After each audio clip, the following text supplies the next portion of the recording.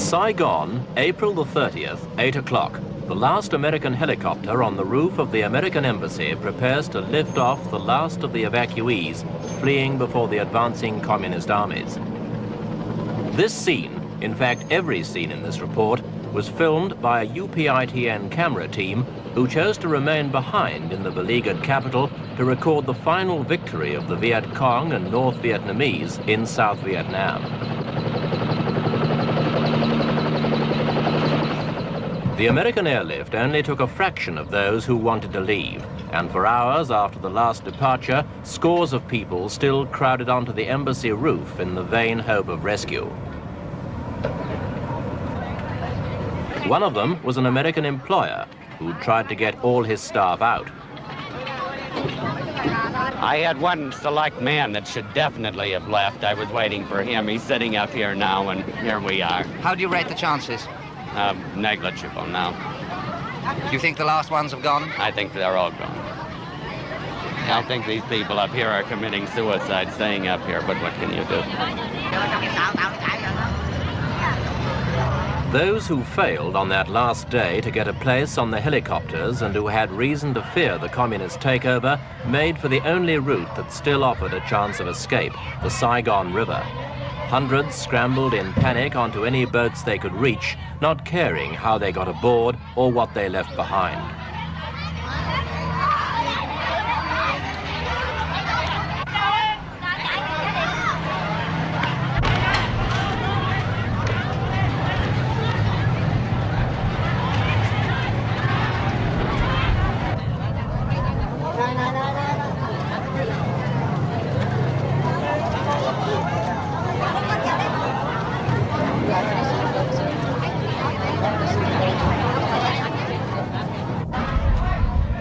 For all of these people, it was in fact a voyage in vain. The communists had already captured the port of Vung Tau at the mouth of the river.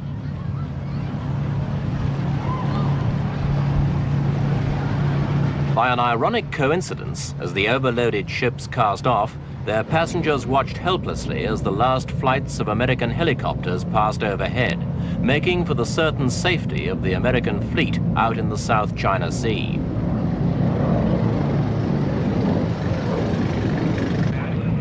Back in the city, normal patterns of behavior broke down. In a climate of every man for himself, American homes, offices, and stores were looted of everything. The American embassy was ransacked in a matter of hours, despite a government warning that looters would be shot on sight.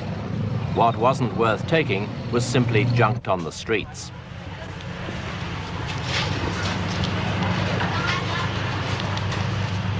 The junk wasn't just paper.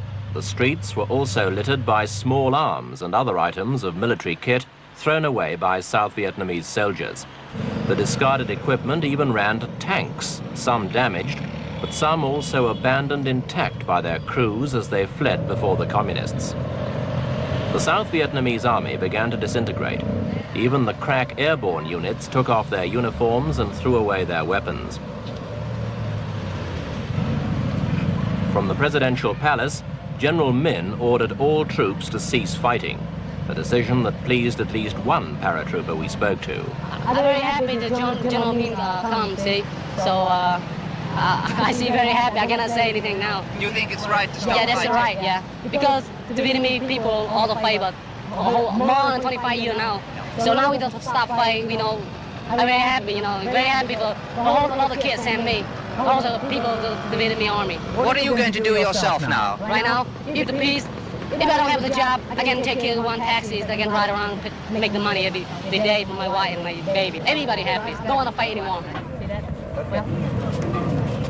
Not everyone saw defeat so optimistically. This officer shot himself in front of the soldiers' monument a couple of hours before the communists entered the city.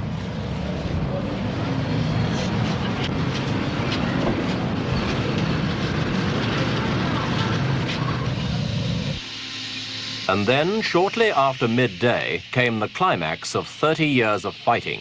The first North Vietnamese troops entered the city, packed into trucks that flew the red and blue flag of the Communist Provisional Revolutionary Government, the PRG.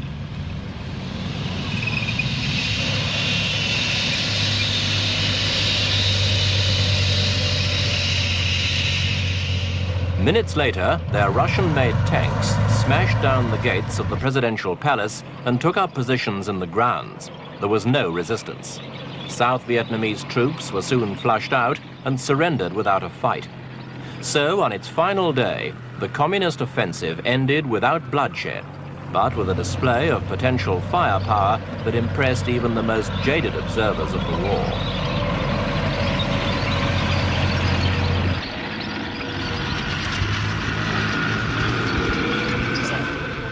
The new masters in Saigon, or Ho Chi Minh City as they called it, were clearly delighted.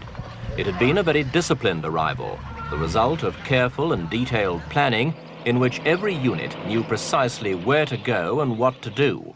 And it had all gone without a hitch.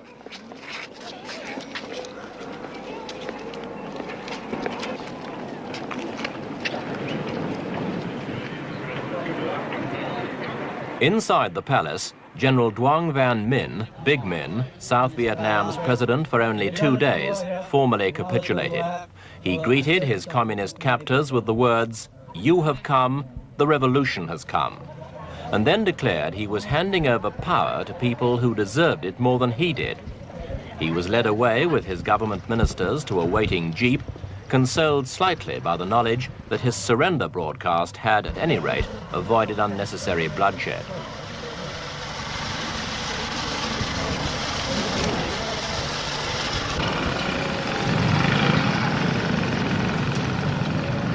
For the rest of the day, North Vietnamese and Viet Cong troops marched steadily into Saigon, hardened regulars in jungle battle dress, some pushing bikes, others in the more casual uniforms of guerrilla fighters. They were a disciplined force. Among the thousands who arrived, there wasn't a single reported case of theft, drunkenness, rape, or shooting.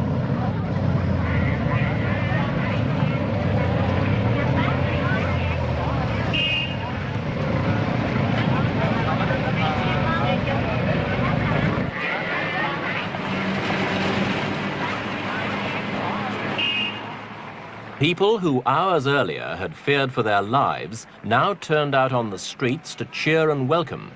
The sense of relief in Saigon was almost tangible.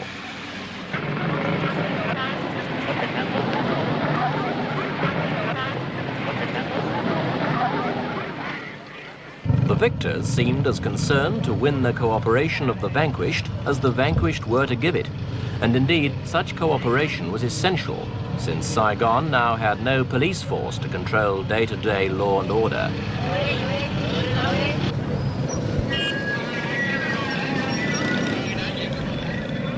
The relaxing of tension made for an almost holiday atmosphere as the celebrations of victory got underway.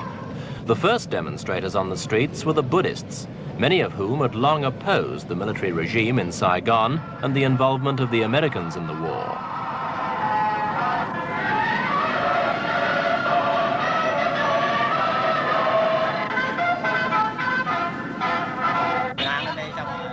Other groups soon followed, and the city returned almost to normal within 48 hours.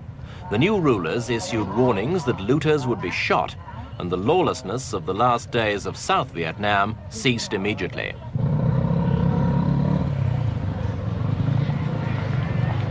As the first day of peace for 30 years dawned in Vietnam, the banks and some shops remained closed. But in Saigon's markets, it was business as usual. Prices of meat and vegetables rose slightly in the first 2 days of communist rule and then leveled out. And the city's black markets continued to flourish. There were, of course, some changes. In the main market, traders were quick to peddle a new line in flags.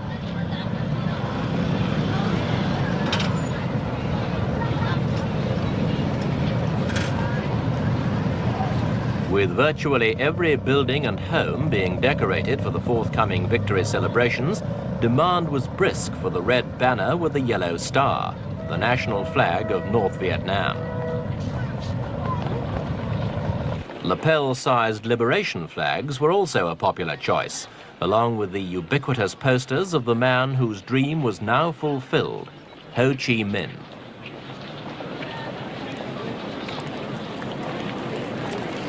Though there were few immediate supply problems, the long-term future is not so secure. Saigon may, for example, become a city of bicycles like Hanoi and Peking. Petrol is scarce and costs the equivalent of up to $10 a gallon on the black market. Since nearly all South Vietnam's needs were previously met and paid for by the Americans, fuel is certain to become even more scarce and expensive, and it can't be long before most of Saigon's Hondas are driven off the streets.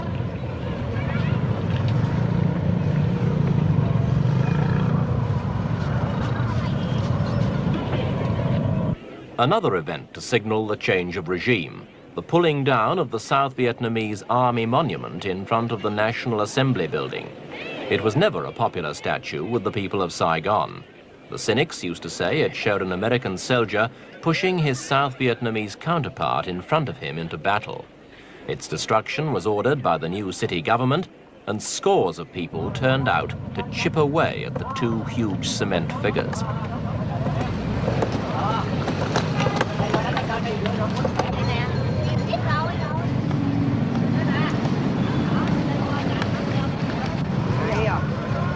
After a couple of hours' frantic work, the monument was toppled amidst great jubilation.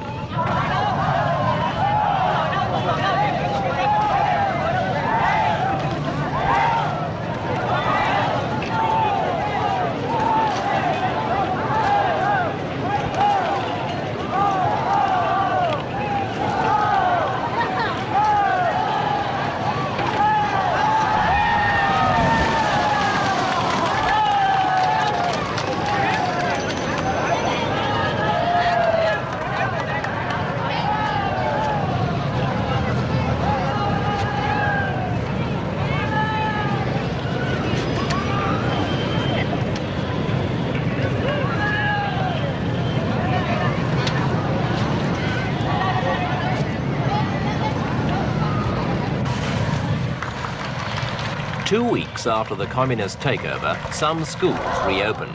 At this one, a black uniformed communist cadre began the first course in what's officially called re-education. Crowded round her were the students who would later reenact the liberation of the South in what's become the traditional communist propaganda play: the Americans and their evil reactionary allies against the People's Revolutionary Forces.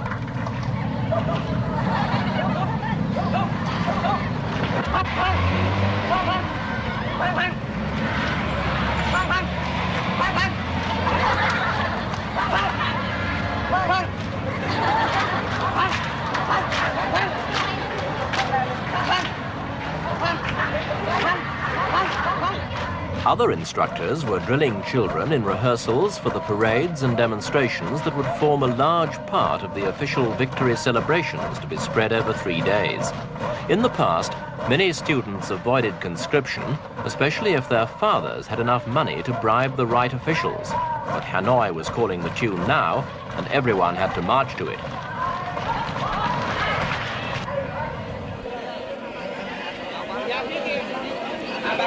The first appearance of the new authorities came a week after the military takeover. From the balcony of the presidential palace, members of Saigon's Military Management Committee addressed a mass rally of troops assembled to celebrate not only their own recent victory, but also the 21st anniversary of the defeat of the French at Dien Bien Phu. About 30,000 people turned out to watch.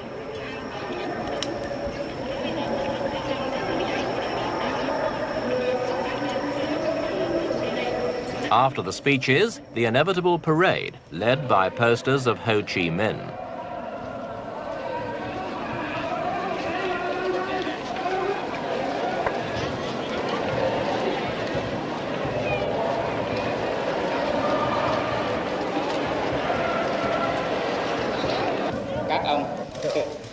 The next day, foreign journalists had the opportunity of getting to know Saigon's new leaders better when the committee's chairman, General Tran Van Tra, held a press conference. Through an interpreter, he left no one in any doubt that he'd taken over all aspects of the city's affairs. Closely united in their task, the revolutionary administration of the city will, together with the people, settle all problems and wipe out all difficulties. A week later, another rally introduced the Provisional Revolutionary Government itself. On the balcony, the North Vietnamese Army Chief of Staff, and next to him, the PRG's #1, Huyen Tan Pat. Then came North Vietnam's Le Duc Tho, who negotiated the Paris peace agreements, and Madame Binh, the PRG's foreign minister. All of them looked highly pleased as North Vietnamese tanks led the victory parade.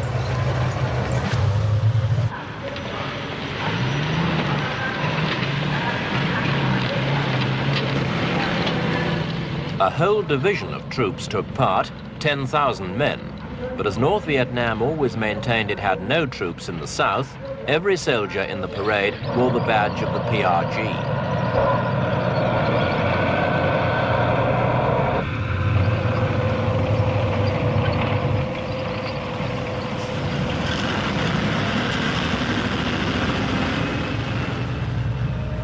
As the parade of hardware went on, the overriding impression was one of finality, that the communists had established beyond all question a tight and unopposed control over the land and people that had suddenly become theirs.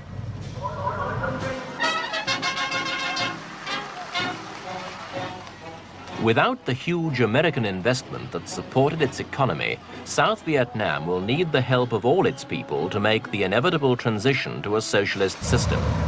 And though the conquerors will brook no political opposition, they will probably hope for genuine cooperation as they move away from the art of war and towards the less spectacular but more complex art of government.